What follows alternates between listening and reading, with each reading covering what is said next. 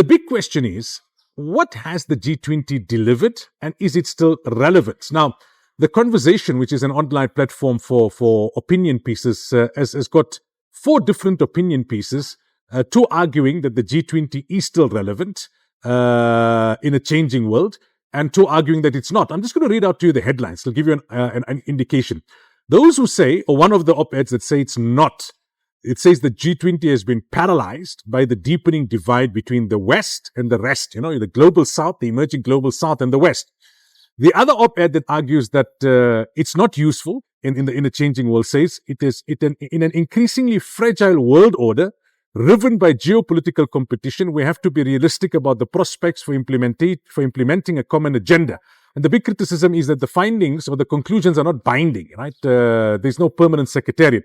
The 2 that argue that it is useful, the one headline reads, its work helps promote cooperation in a crisis and keeps channels of communication among officials open.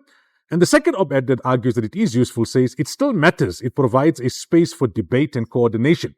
So they go on to say that the G20, since it was escalated from just a meeting of finance ministers to a meeting of the executive leaders around 2008 at the time of the global crisis, say it has stabilized global economy during crises, it has provided debt relief for poor countries, it has funded health systems, it had introduced a global minimum corporate tax, it had boosted infrastructure investment, supported climate action and renewable energy, and cracked down on tax evasion and corruption. And those who argue against it say there's no tangible change in the lives of people on the ground.